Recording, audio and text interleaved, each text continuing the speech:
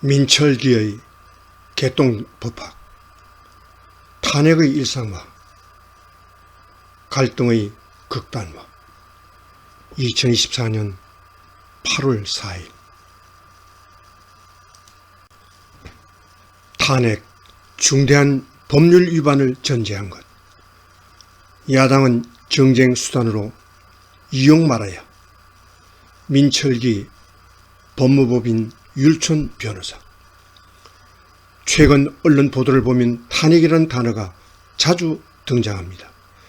윤석열 대통령 취임 이후 더불어민주당은 이상민 행정안전부 장관, 이동관 김홍일 방송통신위원장, 이상인 방통위원장, 직무대행, 안동환, 손준성, 이정섭, 이희동, 임홍석, 강백신, 김영철, 박상용, 엄희준 검사에 대한 탄핵 소추안을 발의했습니다.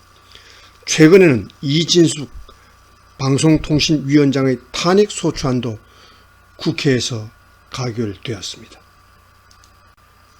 헌법은 대통령, 국무위원, 행정각부의장, 기타 법률이 정한 공무원이 그 직무 수행에서 헌법이나 법률을 위반한 때 국회가 탄핵의 소추를 의결할 수 있다고 규정하고 있습니다. 헌법재판소법은 탄핵 심판 청구가 이유 있는 경우엔 헌법재판소가 피청구인을 해당 공직에서 파면하는 결정을 선고한다고만 규정하고 있습니다. 그러나 현재는 탄핵 심판 청구가 이유 있는 경우를 당해 공직자의 파면을 정당화할 정도로 중대한 헌법이나 법률 위화가 있는 때로 좁게 해석합니다. 실제로 현재는 당의 공직자, 가로 열고 피청구인, 가로 닫고가 헌법 또는 법률에 위반되는 행위를 했다는 사실 자체가 인정되지 않는다거나 그런 사실이 인정되는 경우에도 해당 위반 행위가 당의 공직자의 파면을 정당화할 정도로 중대하지 않다는 이유로 탄핵 심판 청구를 대부분 기각하고 있습니다. 학계에서도 탄핵 심판은 징계나 감찰, 형사처벌 등 다른 수단과 절차로는 책임을 추궁할 수 없는 경우에 최종적 보충적으로 인정되는 제도로 해석하고 있습니다. 헌정사상 유일하게 탄핵 심판 청구가 인용된 박근혜 전 대통령 사건에서도 여러 탄핵 소추 사유 중 사인의 국정 개입 허용과 대통령 권한 남용만이 인정되었습니다. 그만큼 탄핵 심판 청구는 인용되기 어려운 것입니다. 그런데도 민주당이 방통위원장과 여러 검사에 대해 탄핵 소추를 발의하거나 의결하는 것은 매우 부적절합니다.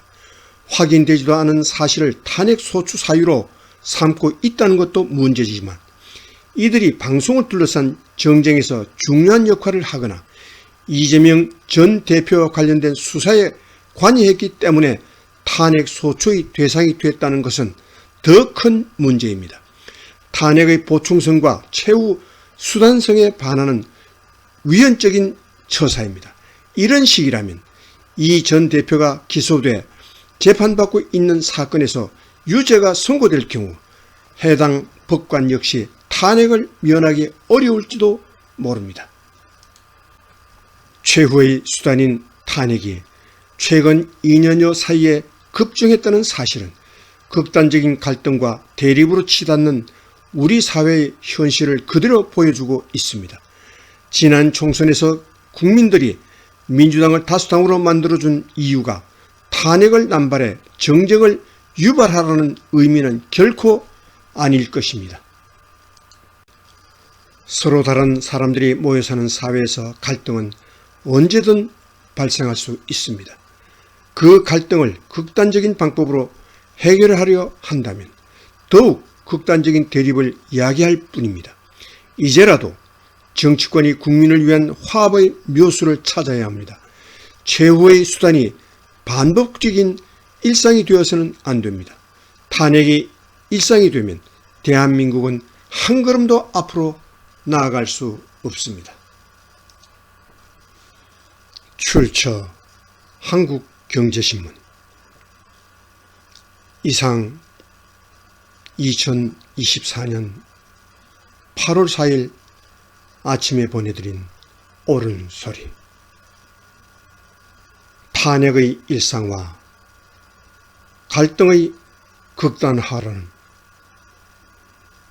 민천일기 법무법인 율천 변호사의 명 칼럼이었습니다.